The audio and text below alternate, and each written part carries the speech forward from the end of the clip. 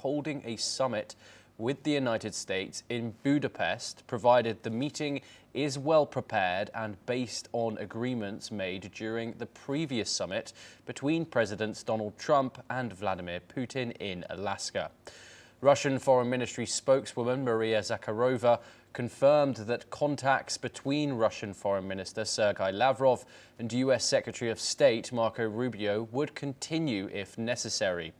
The planned summit, initially announced last month, was cancelled by Trump shortly afterwards, who cited concerns over it being a waste of time.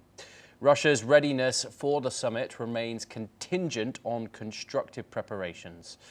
Okay, now joining us is Marian Juris, a European affairs expert joining us live from Brussels. Thank you very much for joining us, Marian, here on the programme. Moscow says that in order for Donald Trump and Vladimir Putin to meet in Budapest, this meeting must be well prepared. What exactly does Russia want the US to guarantee before Putin sits down with him again? Yeah, thank you for the invitation, and it's a great question. Of course, there were some expectations already during the meeting on Alaska, but I think there was some disruption, maybe not from Russian side or American side, but from third actor who want to disrupt these negotiations. But to the topic, Budapest could become a great hope for peace as a venue for possible negotiations between the US and Russia. Budapest is also appropriate because of the government stance on the conflict. But I would like to add a remarkable aspect here regarding the mood in Central Europe. For example, Polish President Karol Nawrocki, he said, I would like to see an equal partnership, not just benefits for the Kyiv authorities. They are harming our farmers by importing grain and are also quite ungrateful.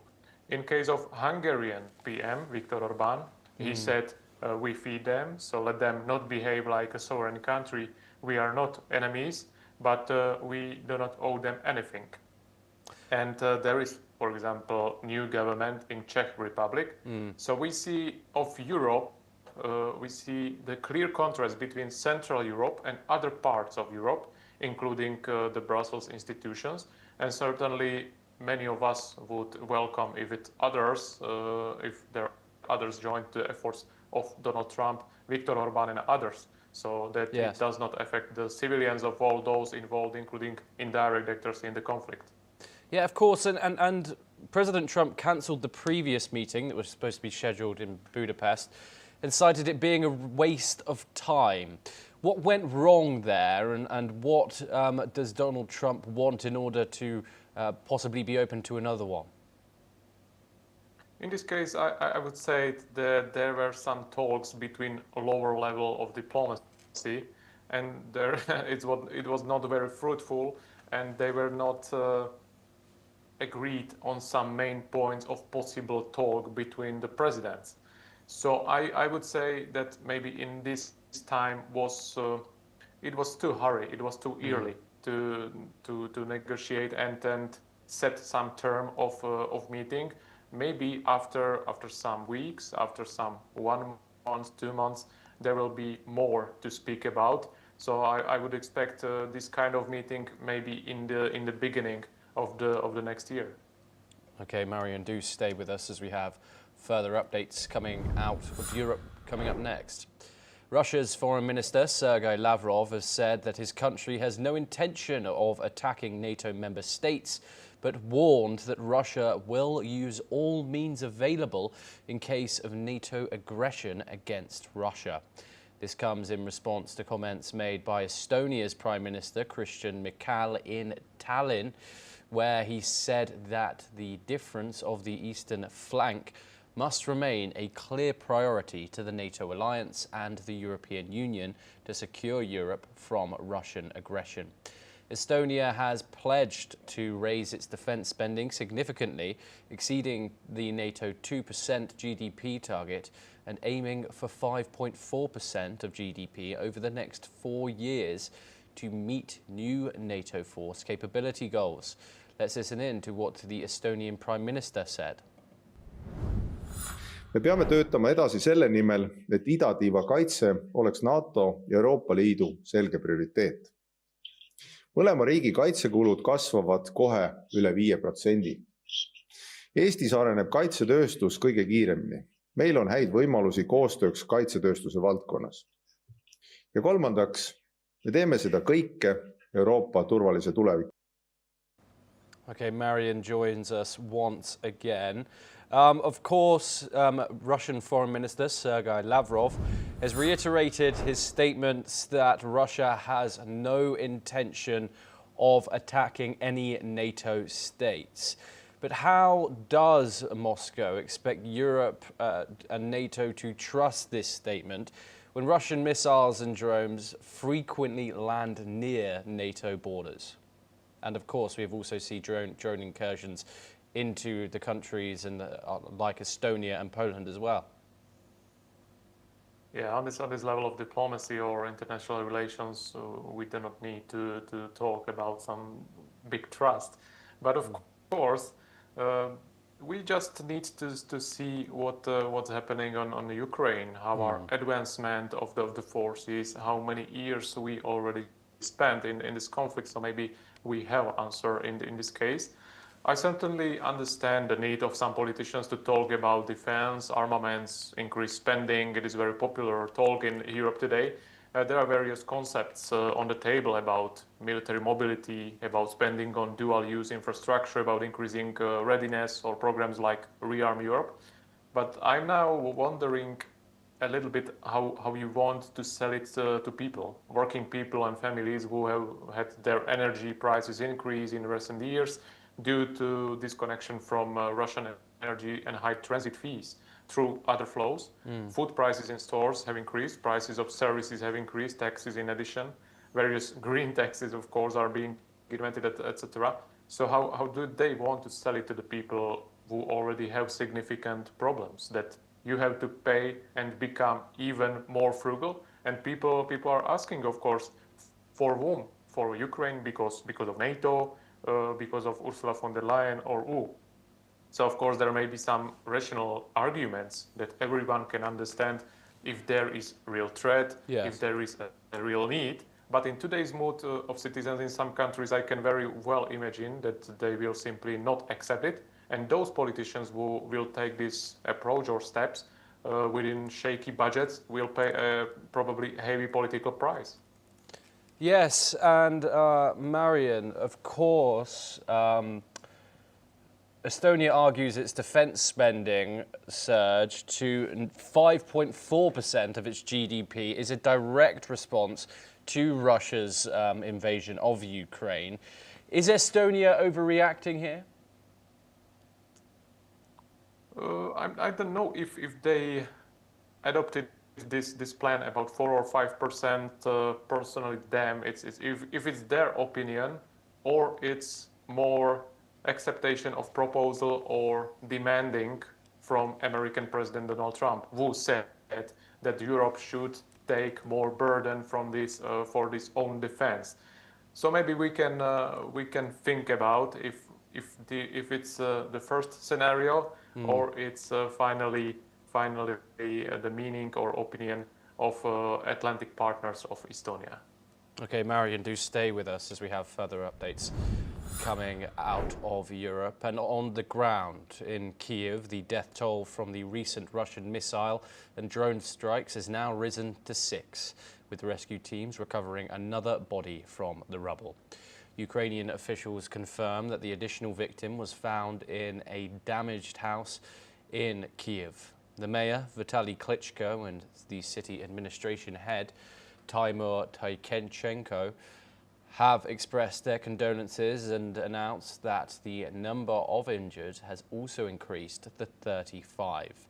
The attack on the capital occurred overnight, causing widespread devastation throughout.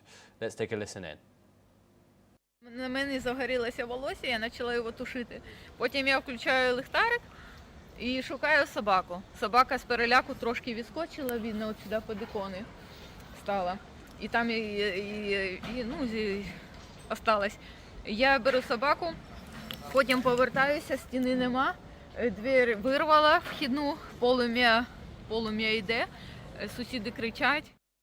Рятувальники від дощу продовжують ліквідовувати наслідки масштабного комбінованого обстрілу саме столиці.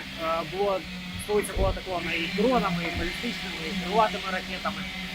В цілому рятувальники були залучені більш ніж на 25 локаціях по місту Києву. Станом на зараз працюємо лише на одній, саме тут в Деснянському районі міста Києва, де ви бачите, внаслідок влучання ворожого шахеду сталося часткове руйнування перекриттів між 8 та 4 поверхами.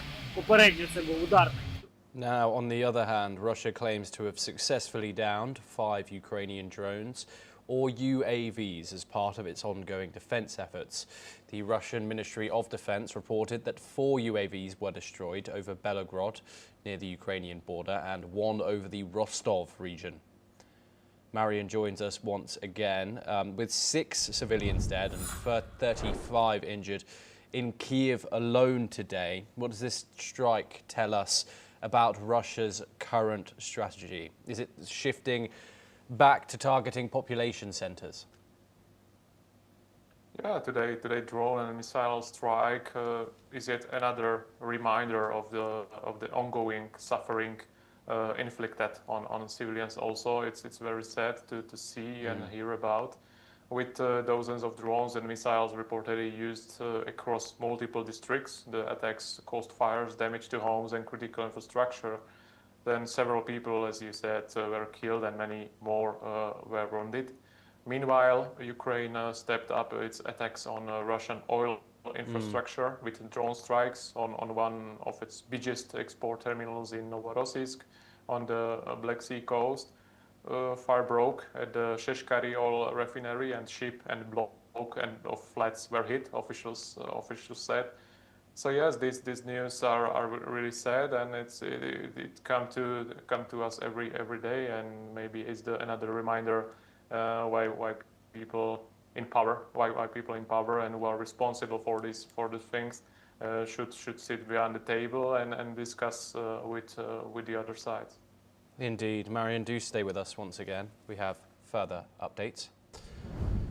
Now, the head of Russia's Rosatom, the state nuclear cooperation, confirmed that approximately 8 drones were directed towards the Novorossiysk nuclear plant and damaged the main switchgear. This led to the disconnection of 3 units, reducing plant capacity to less than 50%. The head of Rosatom, Alexei Likhachev, stated that while the drones were shot down, some debris caused significant disruption. However, repair efforts were swift and the plant was restored to its full design capacity. Meanwhile, Rosatom was also reassured that the Zaporozhye nuclear plant remains stable, with plans to secure operational licenses for its units by 2025. Let's listen in to the Director General of Rosatom. Позапрошлой ночью где-то около 8 дронов были направлены, здесь нет никаких сомнений, в сторону Нововоронежской атомной электростанции. Все они были обезврежены, сбиты, однако ряд обломков упал и повредил общие в целях профилактики возможных инцидентов.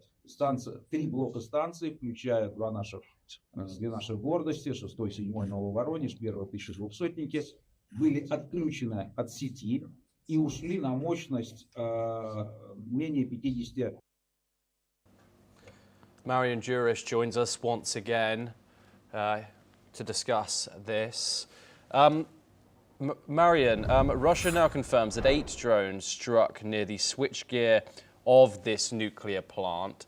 Does this incident prove that Russia's nuclear infrastructure is far more vulnerable than Moscow claims?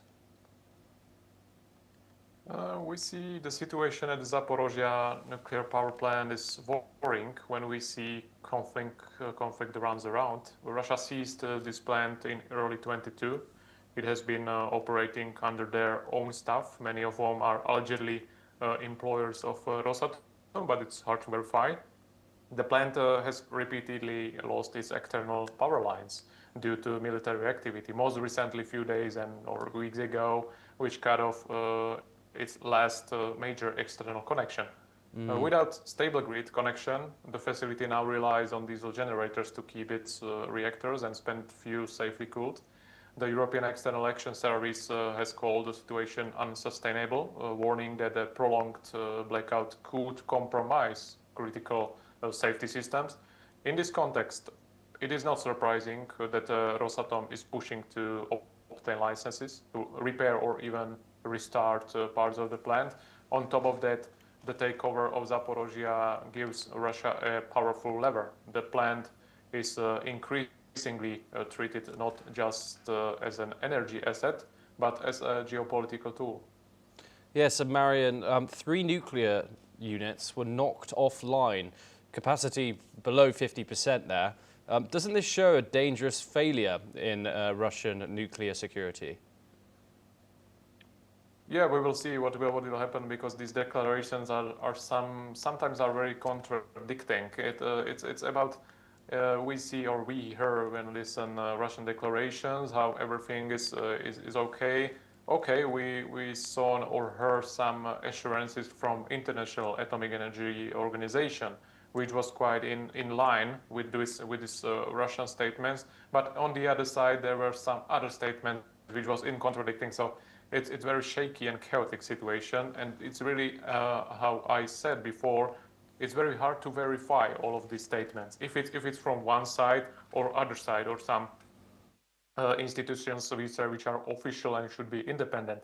So we will see what will happen next. Yes, Marian Juris, thank you very much